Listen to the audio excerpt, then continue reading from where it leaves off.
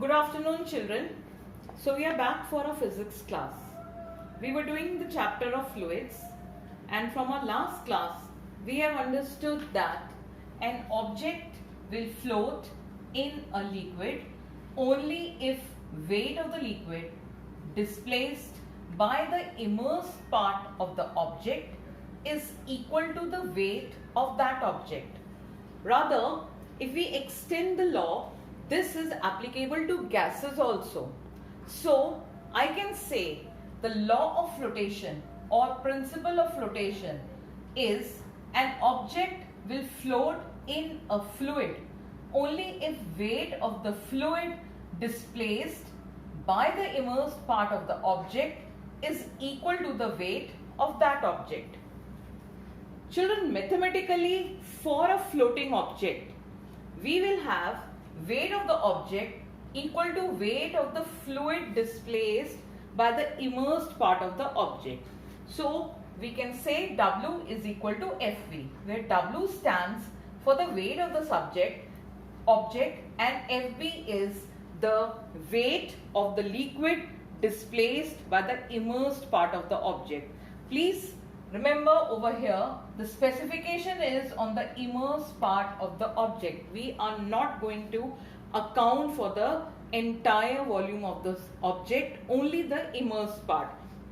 So in other words, we also need to know that the weight of the object will be equal to the upthrust or the weight of the fluid displaced by the immersed part of the object. Now, since W will be equal to Fv, for all the floating bodies, whether in a liquid or in the gaseous state, the apparent weight of the floating object must be equal to 0. So, you should know that if you are asked what is the apparent weight of a floating object, then the answer is 0. Why is it 0? Because the downward force is equal to the upward force for a floating body. So, the net force acting on it is 0. Now, children, how much volume of the object will be immersed in the liquid will depend obviously on the density of the liquid and even the density of the solid. So now we are going to derive a quantitative expression for the fraction submerged in a liquid with respect to the densities. For this, let's take any object whose volume is V. So we have any object, or you can say a solid whose volume is V and density is rho. We are taking a liquid of density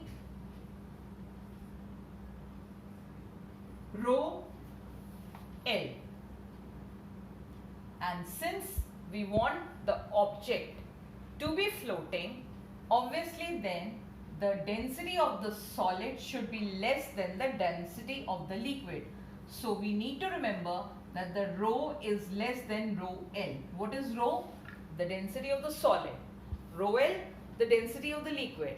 And if the object is to be floating in this liquid, then the density of the solid has to be less than the density of the liquid. Now, what is the mathematical expression for a floating object? Well, we just now had done it. So, what do we have? We have weight of the object is equal to the weight of liquid displaced, isn't it? Now, what is the weight of the object? M into G. We are not given the mass. So, how do you write the mass as? Volume into density.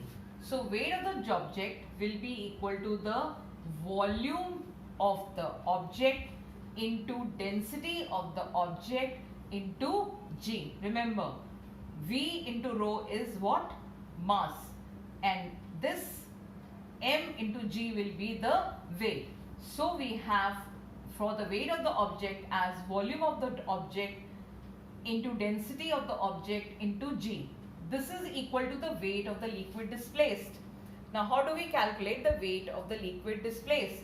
If you remember, we find it by knowing immersed volume, right, into density of liquid into G. I have purposely written it in this sentence form so that you clearly understand that V is the total volume of the object, which is not necessarily going to be equivalent to the immersed volume. Immersed volume for a floating object will be different from the total volume. So I write it as V rho G, and for immersed volume I use another symbol, let's say V dash. So V dash is the immersed volume. That means if I have an liquid, right, and this is the object which is in the liquid, then this is going to be the immersed volume and this is going to be the total volume. So immersed volume rho dash, density of the liquid into G. Now this will go away. So we simply have the total volume of the object into density of the object is equal to immersed volume into density of liquid. Now if we rearrange these terms, then I can rewrite this as V dash upon V. I have kept it over here and I have brought V over here, and over here this is rho and I keep it as rho L. So children, what is it giving me? It is giving me the relationship between the density of the solid, density of the liquid, immersed volume upon total volume. So I can say that density of solid upon density of liquid is equal to immersed volume upon total volume. This relationship helps us to know what fraction of the solid will be inside the liquid or what fraction of the solid will be outside the liquid when it is immersed in a particular liquid. It is applicable to gases also. And interestingly, if you consider the density of liquid, I mean you consider liquid to be water, then you will have density of the solid upon density of water, and you remember that is also equivalent to relative density.